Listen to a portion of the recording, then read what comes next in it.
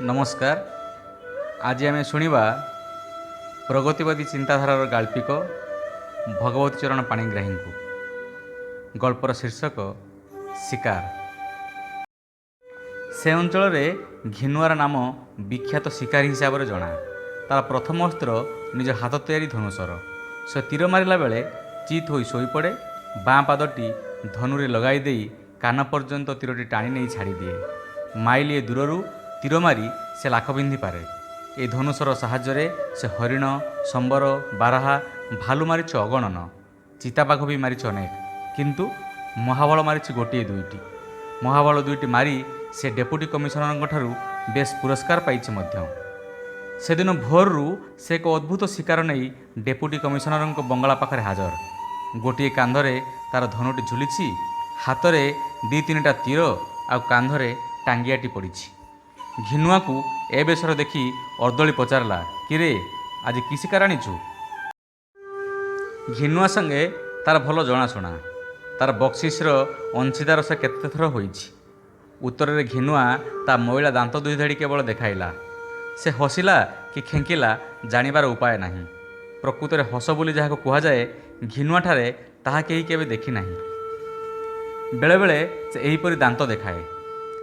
ताहा हस नुहे कि कांद नुहे, केवल दांत देखा। अर्दली पचारिला, कि बे कि शिकार आनीचु? घिनुआ तार गामुछारे बंधा होइथिबा गोटे पदार्थ को देखाई कहला जे से आज एक मस्त जानवर शिकार करिछि। अर्दली पचारिला, बाघ? घिनुआ मुंड हलाई नहीं जणाइला। तेबे कौन?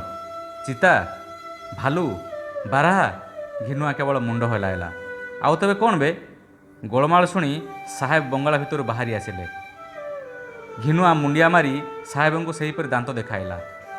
साहेब शिकार चेहरा को देखा औत्सुक्य प्रकाश करिबारु घिनुआ गामिछा भितर बाहर करी साहेब पाद तले थोइला गोटे सजकटा मनीष मुंड।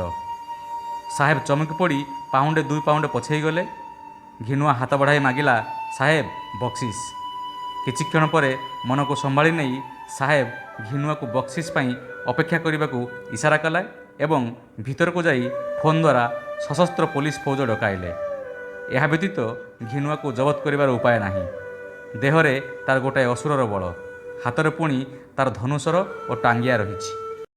जेतेबेले हाथ कड़ी गोड़ कड़ी पिंधि घिनुआ को हाजतरे रहिबाकु हेला, से किछि बुझी पारिला नाही। ताकू एपरि भाବରେ अटकाई रखिबार मतलब कौन? सुविधा पाइले से काहारी काहारी की ए विषय पचारे। किए कहे तार फांसी हेबो, किए कहे से जीव कला पानी। काहींकि से एमिति कि अपराध करिछि कि? किछि बुझी न पारी सेमानक कथा को से विश्वास करि पारे नाही। शेषर दिने डेपुटी कमिशनर परिदर्शन करने को आसिथिले। से तांको ही सबुहाल पचारिला। से कहिले जे पूर्व से बाघ, भालू मारुथिला बोली संगे संगे बक्सिस पाउथिला। एबे मारिछे मनीष। एथरे की बक्सिस पाइबो ताहा 5-6 जन तो फेर बुझी विचारे ठीक करिवे। एई कथाटा ही घिनुआ मन को मानिला। जो दिन तार विचार हैला, घिनुआ मने मने भाविला सेदिन ताको बक्सिस मिलिबो। से उत्साहित होई जजंक आगरे सबु विवरण करने को लगिला। से जो गोविंद सरदार को हाणिला सेथिपाई ताको कम कष्ट करने को पड़ी नाही। आउ अनेक लोक ताको मारिबाकू छकिथिले, किंतु केही पारि नथिले। गोविंद सरदार जे सबुबेले मोटर रे जीवा आसिबा करे, से तार धन संपत्ति जमेइछि अन्य समस्त को लुटी करी। बड़ शैतान लोक थिला से। केते लोकंको से मारिछि, केते लोकंको उच्छन्न करिछि, केते स्त्री लोकंकर इज्जत नेइछि तार ठिकणा नाही। घिनुआर सबु जमीबाड़ी मध्य नहीं निजर करिछि।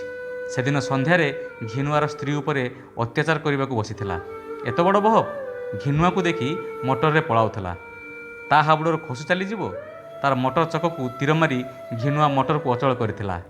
तापरे टांगियार ता मुंडटी काटी देई सीधा दौड़िला। राति राति बण जंगल भितर देई 30 माइल रास्ता एका निश्वास के दौड़ी से डेपुटी कमिशनर बंगला पाखरे हाजर हैला। गोविंद सरदार सामान्य लोक नुहे। हातर थाए तार सब बेले बंदूक। बाघ भालुंक अपेक्षा लोके ताको बेसी भय करती। बाघ भालुंक अपेक्षा से लोकंकर क्षति करे ढेर बेसी। ताको मारिया पाई घिनुआ कम साहस और विचक्षणता खर्च करी नाही। किछि वर्ष तले मेलिया झपट सिंहर मुंड काटिथिबारु साहेब डोरा को 500 टंका बक्सिस देइथिला। झपट सिंह तो एक रकमर भल लोक थिला।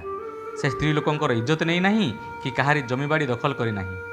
ସେ କେବଳ ଖଜଣାଖାନା ଲୁଟି କରିଥିଲା ଆଉ କେତେଜଣ ସିପାହୀଙ୍କୁ ମାରିଥିଲା। ଗୋବିନ୍ଦ ସର୍ଦ୍ଦାର କିନ୍ତୁ ବଡ଼ ଭୟଙ୍କର ଲୋକ। ତାକୁ ମାରିଥିବାରୁ ଘିନୁଆକୁ ଅଧିକ ବକ୍ସିସ୍ ମିଳିବା ଉଚିତ। ଘିନୁଆର ଗଳ୍ପ ଶୁଣି ସମସ୍ତେ ହୋ ହୋ ହୋଇ ହସି ଉଠିଲେ। ଜଜ୍ ସାହେବ ହସି ହସି କହିଲେ, ହଁ, ଉପଯୁକ୍ତ ବକ୍ସିସ୍ ଦିଆଯିବ। ସରକାରୀ ଓକିଲ କହିଲେ, ତୋତେ ଏଠାକୁ ଖାସ୍ ଅଣା ହୋଇଛି ବକ୍ସିସ୍ ଦିଆଯିବା ଲାଗି। ଘିନୁଆ ଏହାକୁ ପରିହାସ ନ ମଣି ସତ ବୋଲି ମନେ କଲା, କାରଣ ହସ କୌତୁକ ଥଟ୍ଟା ପରିହାସ ସେ ଜାଣେ ନାହିଁ। ତାର ଯେ ନିତାନ୍ତ ନିପଟ ରସଶୂନ୍ୟ ପ୍ରକୃତି। ଶେଷରେ ରାୟ ଦିଆଗଲା, ପ୍ରାଣଦଣ୍ଡ। ଘିନୁଆ ଏହାର କୌଣସି ଅର୍ଥ ବୁଝିଲା ନାହିଁ। ପୁଣି ଜେଲକୁ ଫେରାଇ ତାକୁ ବୁଝାଇ ଦିଆଗଲା ଯେ ତାର ବକ୍ସିସ୍ ପାଇବାର ଦିନ ଆସୁଛି।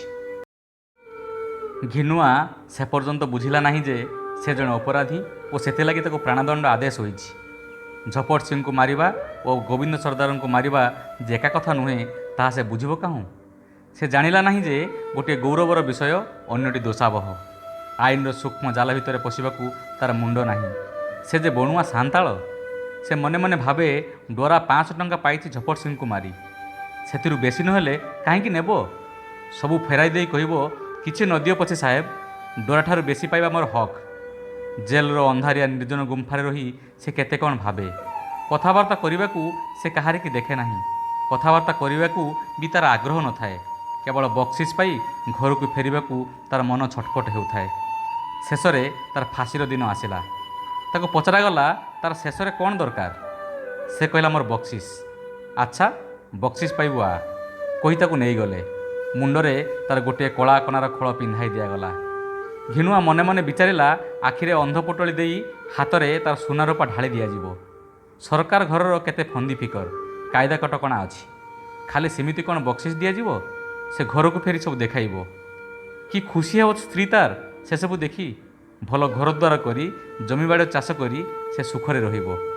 ଆଉ ତ ଗୋବିନ୍ଦ ସର୍ଦ୍ଦାର ନାହିଁ ଯେ ସବୁ ଲୁଟି କରି ନେବ। ହଠାତ୍ କ'ଣ ଗୋଟେ ଆସି ତା ବେକରେ ବାଜିଲା।